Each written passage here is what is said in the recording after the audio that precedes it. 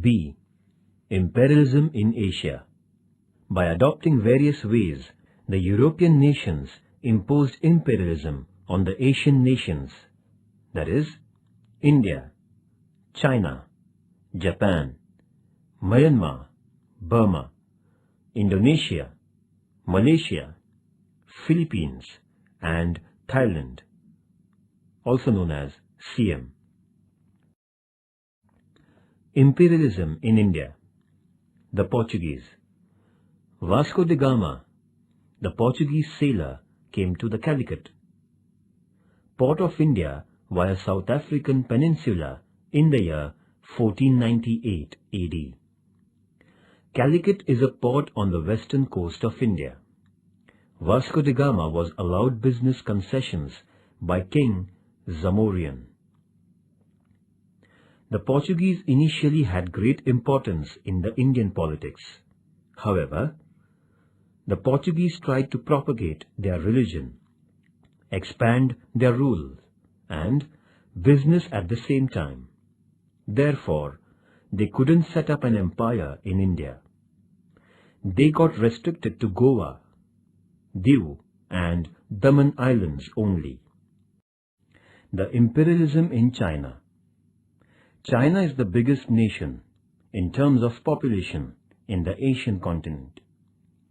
It was considered to be a dominant nation till the second half of the 18th century. The Chinese people believed their culture to be the most superior of all the cultures in the world. It was the Manchurian from 1644 to 1911 which was held responsible for allowing a gigantic China to be brought under the reign of the Europeans.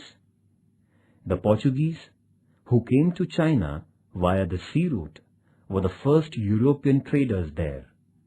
They alighted at the Canton port of China in the year 1517. They were allowed concessions within the Canton port. Later on, the Portuguese captured the Macau port.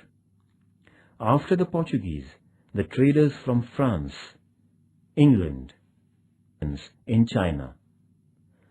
The coastal region of China was used by them for setting up commercial centers. Nevertheless, China didn't allow anybody to interfere into its internal region for almost 200 years. The Chinese society was molded in the ancient Confucian philosophy. The 8-point regulation announced by China imposed several restrictions on Europeans. Those who wanted to enter into China were made to pay tributes to the Chinese emperor at reconciling with China. China began earning a lot of profit by virtue of selling tea, silk, and China vessels. After the Industrial Revolution, the face of China got drastically changed. The Western goods started to sell in China. For the promotion of trade, the European traders in China established an organization named Kohong. The imperialism in Japan. Japan, a nation located to the far east of Asia, is known as the Land of Rising Sun. The Portuguese, the Spanish, and the Dutch people had been more or less involved in business with Japan from the 16th century. As these people tried to spread Christianity in Japan, they were expelled. Japan became a self-centered nation. The doors of Japan had been closed for the European nations for 150 years. As a result, Japan was known as a recluse, that is, hermit nation. In comparison with the Western nations, Japan was a backward, plutocratic nation. America paid special attention to Japan in 1850. It felt that Japan was a favorable place for business. With this commercial intention, America felt the need of making friendship with Japan. In the year 1852, Commodore Matthew Perry was appointed as a chief of the American Naval Mission to Japan. Thus, Commodore Matthew Perry first came to the Gulf of Edo in Japan in 1853. He made a request to the Japanese government for ensuring safety to the American ships within the marine boundaries of Japan, along with business concessions. The British. With the purpose of initiating business with India, the East India Company was set up by Britain in the year 1600 AD. When the British came to India, North India was ruled by the Mughals. In 1615 AD, the East India Company was permitted to erect a business centre in Surat by Badshah Jahangir. The policy of the company was concerned with only business in the beginning. However, the East India Company started to dabble in Indian politics as the Mughal rule began to show the signs of decline, with intra-dynasty conflicts cropping up after the death of Badshah Aurangzeb. The absolute rule of the British. Lord Dalhousie introduced doctrine of lapse and undertook the mission of merging the local princely states into the British Empire by rejecting the adopted successors in Jhansi, Nagpur, Satara, Sambhalpur, Udaipur, etc. The state of Ayodhya was merged under the pretext of maladministration. Other princely states were deprived of the periodic pensions and brought under the English Empire. Thus, in the 100 years between 1757 and 1857, almost the entire region of India was brought under the governance of England. The rise of British rule in Bengal. The British victory in the Battle of Plassey in 1757 and the Battle of Buxar in 1764 paved a way for the foundation of English rule in India. The expansion of British rule in South India. In the second half of the 18th century, South India had the domination of the Nizam, Hyder Ali, and the Maratha rulers. Hyder Ali was defeated by the British in collaboration with the Nizam and the Marathas. Afterwards, Tipu Sultan, the son of Hyder Ali, too was defeated. There had been 3 battles between the Marathas and the British between 1775 and 1818. Maharji Shinde defeated the British in the first of these battles. However, in the second battle, the British army came off with flying colours.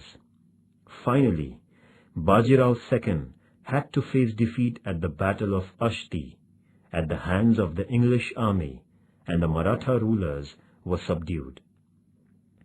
The Nizam had accepted the subsidiary alliance system.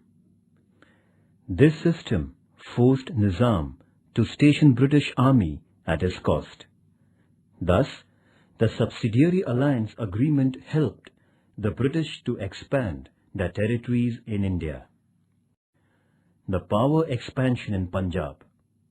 After the defeat of Marathas, except for Sikh power, all princely states in India were under the British rule. It was Maharaja Ranjit Singh who organized the members of the Sikh community. The East India Company was under the threat of the Maharaja. The British would not do any damage to the Sikh reign as long as Maharaja Ranjit Singh was on the throne.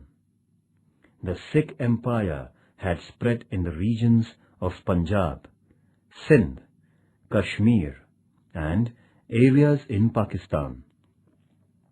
In the wake of Maharaja Ranjit Singh's death in 1839, the quarrels among the successors of the Sikh Empire became an advantage for the British. The English Empire won the vast region under the Sikh Empire between 1845 and 1849. The Karnataka battles, battles between England and France. In the Karnataka region, there sprang up a conflict in the bickering business affairs between England and France on the one hand, and the politics at the court of the Nawab. On the other hand, all the first three battles fought in the Karnataka region were caused because of the rivalry between England and France. The first battle in this region was won by the French due to the bravery of their commander Dupleix, whereas the second battle was won by the British as their commander Robert Clive showed greater war strategy than his French counterpart could do, and the French had to bring about a treaty at Pondicherry with England. In the third battle, in the year 1760, England defeated the French army at Vandivash in Karnataka. As a result, there came into being a commercial domination of British. Thus, after the defeat of the French, the imperial roots of British got deeper into the Indian soil. The cutting of the Chinese watermelon. The imperial European nations acquired various commercial concessions from China. The economic domination of China by these nations can be seen as follows. First, England controlled the business and excise of China. Second, France had the Chinese postal service under its authority. Third, Chinese railways were dominated by Europe. China was divided under the power sectors of the imperial nations. This has been known as the cutting of the Chinese melon. America had an understanding that, like the African continent, China would be divided. The French. The French began their trade in India from the year 1625 AD. However, the French dominated Chandranagar, Pondicherry, Karaikal, Yanam, and Mahe. The Open Door Policy. America came out with its Open Door Policy in 1899 with the intentions of avoiding the actual political division of China and taking financial advantage. This policy consisted in equal rights for all nations to trade in China. All the imperial nations had given green signal to the American decision. However, Russia refused to comply with America and China remained undivided. But in the following years, the imperial nations exploited China to a large extent. The First Opium War. The British merchants used to sell the opium got from India in China. The Chinese government, however, was against this business. But the European traders continued smuggling opium into China. The Chinese people would buy opium by exchanging silver, causing a stream of silver export to England. The First Opium War between England and China began in the year 1840. The war saw the defeat of China, compelling the Manchu Empire signing a treaty with England. It was called the Nanking Treaty, which was signed in 1842. According to the treaty, England was given the control of 4 ports, along with Canton Port. England won the Hong Kong Island. Taking advantage of this development, in the following 10 years, America, France, Belgium, Holland, Portugal, and Russia sought commercial concessions from China. The Second Opium War. In the year 1856, England and France had a war against China. This was called as the Second Opium War. This war came to an end with the defeat of the Manchu Emperor and the Peking Treaty. By this treaty, another group of 6 Chinese ports were opened for the foreign traders. The business of opium was given permission. The foreign envoys were allowed to stay in Peking. The Christian missionaries were now given security and freedom of spreading their religion. Russia attacked China in 1860 and won the Amur Sea coast of China. The fact was that the European nations had divided the vast region of China. Japan too defeated China by waging a war on it in 1894 and 1895. Japan had a part of Chinese region under its command. The Dutch. The Portuguese were followed by the Dutch in India. The Dutch too were interested in business.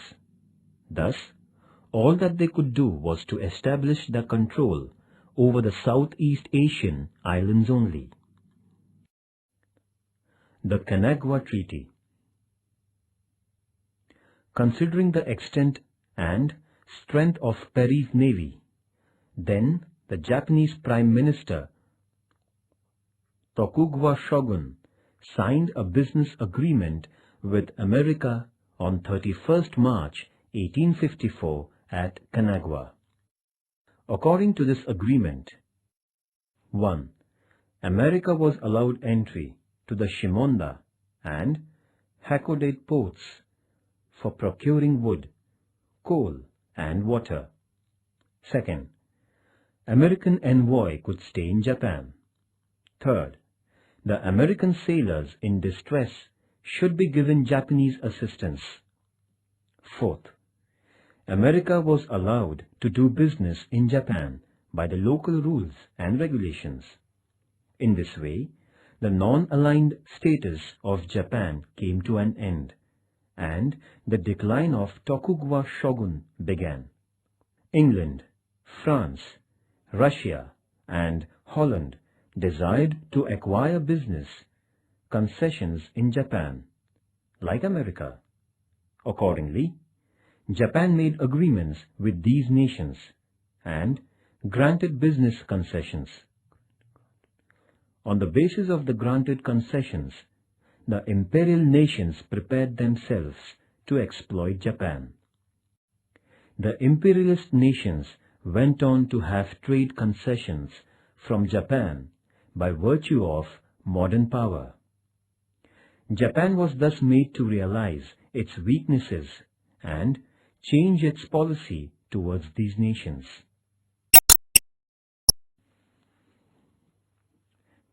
It was during this period that the unrestrained shogun governance was subverted by the Meiji Revolution. Japan modernized itself by drastically changing the economic, political, and social fields, seeking motivation from the scientific and artistic development with which the European nations had defeated Japan. After modernizing itself, Japan endeared the policy of imperial expansion. On the one hand, it made an announcement that Asia was for the people of Asia and Japan for the Japanese. And on the other, with a view to imperial expansion, it defeated the powerful nations like China and Russia and annexed regions belonging to China. Japan brought Korea and Formosa under its empire. Japan, the nation which was a victim of imperialism, became a powerful imperial nation in Asia.